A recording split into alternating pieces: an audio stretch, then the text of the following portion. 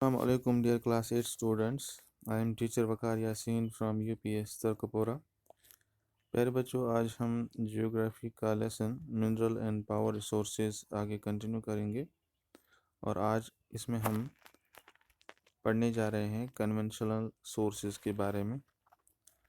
प्यारे बच्चों, conventional sources of energy जो हैं ये कॉमनली यूज़ होते आ रहे हैं बहुत पहले से, जब से इंसान दुनिया में आया। अगर हम कन्वेंशनल सोर्सेज ऑफ एनर्जी की बात करें तो इसमें दो कॉमन जो लगातार इस्तेमाल में आते जा रहे हैं जब से इंसान दुनिया में आया है, वो दो जो सोर्सेज हैं वो हैं फायरवुड एंड फॉसल फ्यूल्स। ये दो मेन कन्वेंशनल एनर्जी सोर्सेज हैं। प्यारे बच्चों, अब हम एक एक करके इन कन्वेंशनल सोर्सेज के बारे में पढ़ेंगे। पहले हम फायरवुड को पढ़ लेते हैं। फायरवुड क्या है? डियर स्टूडेंट्स, फायरवुड एक ऐसा कन्वेंशनल सोर्स है एनर्जी का जिसे वाइडली इंसान यूज़ करता आ रहा है कुकिंग के लिए और हीटिंग के लिए, यानी कि खाना बनाने के लिए और गर्मी के लिए। हमारे मुल्क इंडिया में 50% से भी ज़्यादा जो एनर्जी गाँवों के लोग हासिल करते हैं वो फायरवुड से आती है। फायरवुड जो है ये एक इम्पॉर्टेंट एनर्जी सोर्स है। प्यारे बच्चों, प्लांट्स के रिमेन्स जो हैं, बड़े बड़े प्लांट्स और बड़े बड़े जो जानवर दुनिया में पहले रहते थे, ये दब गए ज़मीन के अंदर और मिलियंस ऑफ ईयर्स तक ये दबे रहे ज़मीन के नीचे। और इस तरह से ज़मीन के नीचे, आप प्यारे बच्चों जानते हो कि हीट और प्रेशर मौजूद है, जिसकी वजह से ये जो प्लांट्स और ये एनिमल जो दब गए ज़मीन के नीचे, ये फॉसल फ्यूल में तब्दील हो गए, कन्वर्ट हो गए। फॉसल फ्यूल में क्या क्या आता है? फॉसल फ्यूल में कोल, पेट्रोलियम और नेचुरल गैस मेन सोर्सेज हैं कन्वेंशनल एनर्जी के। लेकिन एक बात आपको याद रखनी है प्यारे बच्चों कि ये तीनों जो फॉसल फ्यूल्स हैं, कोल है, पेट्रोलियम है और नेचुरल गैस है, ये तीनों ऐसे non conventional sources of energy हैं जिनके रिजर्व जो हैं वो लिमिटेड है, यानी कि इन तीनों मिनरल्स के जो ख़जाने हैं, ज़ख़ीरे हैं, वो महदूद हैं, ये एक एक दिन ख़त्म हो जाएंगे। अब हम एक एक करके इन तीनों फॉसल फ्यूल्स के बारे में पढ़ते हैं। पहला है कोल। ये सबसे ज़्यादा पाया जाने वाला फॉसल फ्यूल है दुनिया में। एबंडेंटली फाउंड फॉसल फ्यूल है ये प्यारे बच्चों दुनिया में, और इसे हम यूज़ करते हैं एज डोमेस्टिक फ्यूल, यानी घरों में एज ए फ्यूल हम इसे इस्तेमाल करते हैं। इसके अलावा ये इंडस्ट्रीज़ में इस्तेमाल होता है, जैसे आयरन एंड स्टील इंडस्ट्री है, स्टीम इंजन्स में इस्तेमाल होता है ये को चलाने में, रन करने में, और बिजली बनाने में भी हम इसे इस्तेमाल करते हैं, इस्तेमाल में लाते हैं। जो इलेक्ट्रिसिटी प्यारे बच्चों कोल से बनाई जाती है इसे थर्मल पावर कहते हैं। प्यारे बच्चों, जो कोल यानी कोयला आज हम इस्तेमाल कर रहे हैं, ये बहुत सालों पहले यानी मिलियंस ऑफ ईयर्स एगो इसको जो है ये बना है।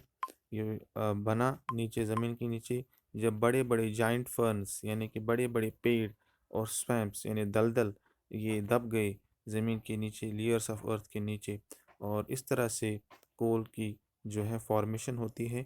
इसीलिए प्यारे बच्चों कोल को हम एक और नाम से भी जानते हैं और ये नाम है बुरीड सनशाइन। ये आपको याद रखना है, कोल को जो दूसरा नाम दिया गया है वो बुरीड सनशाइन है, क्योंकि बड़े बड़े पेड़, जाइंट फर्न्स और स्वैम्प्स यानी दलदल ज़मीन के नीचे दब गए, लेयर्स ऑफ अर्थ के नीचे दब गए, ज़मीन के तहों के नीचे दब गए, और इसकी वजह से ये जो दलदल हैं, बड़े बड़े पेड़ हैं, ये कोल में तब्दील हो गए, कोयला बन गए। अगर हम लीडिंग प्रोड्यूसर्स की बात करें जहाँ पर कोल बनता है, ये इसकी फॉर्मेशन होती है दुनिया में, तो लीडिंग कोल प्रोड्यूसर जो है वर्ल्ड के प्यारे बच्चों वो है China, USA, Germany, Russia, south Africa and France. ये तो था दुनिया का हाल, यानी दुनिया की बात हमने की कि कोल कहाँ कहाँ से हमें हासिल होता है दुनिया में। अब हम आते हैं इंडिया की तरफ। यहाँ पर जो कोल प्रोड्यूसिंग एरियाज़ हैं इंडिया में वो हैं रानीगंज, झाड़िया, धनबाद, बोकारो इन झारखंड। ये जो जगह मैंने पढ़ी ये एक ही स्टेट में आती हैं लगभग, तो झारखंड ये स्टेट है और यहीं पर ये जगहें मौजूद हैं और यहीं पर ये जो कोल है ये निकलता है।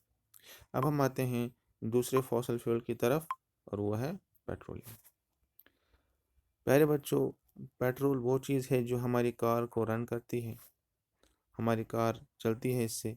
और ये वही ऑयल है जिसे जब हम इस्तेमाल में लाते हैं अपनी साइकिल को चलाने के लिए, जब वो आवाज़ करती है, स्क्वीकिंग करती है, तो उसको हम डालते हैं ये पेट्रोल साइकिल के टायर्स पे, रिम्स में, तो उससे ये आवाज़ बंद हो जाती है। तो पेट्रोलियम वही चीज़ है और ये एक थिक ब्लैक लिक्विड है जिसे हम पेट्रोलियम कहते हैं। बड़ा ही मोटा होता है ये और इसका कलर ब्लैक होता है। प्यारे बच्चों, जहाँ तक इसके ओरिजिन्स का ताल्लुक है, ये कहाँ से हमें हासिल होता है, ये कहाँ से निकला, तो ये लेयर्स ऑफ रॉक्स के बीच में पाया जाता है प्यारे बच्चों। और इसे इसके साथ साथ ज़मीन के साथ साथ इसे ड्रिल किया जाता है ऑयल फील्ड से, जो कोस्टल एरियाज में मौजूद होते हैं या ऑफशोर। ठीक है, ये समंदर के बीचों बीच भी मौजूद होता है और वहाँ से इसे ड्रिल करके निकाला जाता है।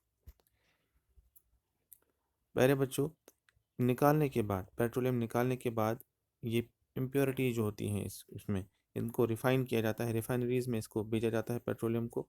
और इसको क्रूड ऑयल को यानी इस पेट्रोलियम को, जो क्रूड ऑयल होता है, कच्चा तेल होता है, उस वक्त इसे रिफ़ाइन किया जाता है रिफाइनरीज में। और इससे प्रोड्यूस होती हैं वेराइटी ऑफ प्रोडक्ट्स जैसे diesel, petrol, kerosene, wax, plastics and lubricants. तो ये सारी चीज़ें इसी एक पेट्रोलियम से निकलती हैं जो इसके डेरिवेटिव्स कहलाते हैं। तो पेट्रोलियम और इसके डेरिवेटिव्स को हम ब्लैक गोल्ड कहते हैं और ये वैल्यूएबल भी बहुत होते हैं। ठीक है, ये बहुत ही कीमती होते हैं। अब हम डालते हैं नज़र कि ये पेट्रोलियम हमें दुनिया में कहाँ कहाँ से हासिल होता है। जो चीफ पेट्रोलियम प्रोड्यूसिंग कंट्रीज़ हैं दुनिया में वो हैं Iran, Iraq, Saudi Arabia and Qatar. Other major producing areas जो हैं पेट्रोलियम के वो हैं USA, Russia, Venezuela and Algeria. अगर हम इंडिया की बात करें तो यहाँ पर लीडिंग प्रोड्यूसर जो हैं इंडिया में वो हैं Digboi in Assam, Bombay high in Mumbai and deltas of Krishna and Godavari rivers. आप इस मैप को भी स्टडी कर सकते हैं प्यारे बच्चों, जहाँ पर आपको ऑरेंज कलर में मेजर कोल डिपॉजिट्स मिलेंगे वर्ल्ड के। ये बुक पे भी दिया गया है, आप इसको स्टडी कर लेना। तो आगे हम इसको स्टडी करेंगे, इस लेसन को अगले वीडियो लेक्चर में हम और जानेंगे मिनरल और पावर रिसोर्सेज के बारे में। अल्लाह हाफिज़।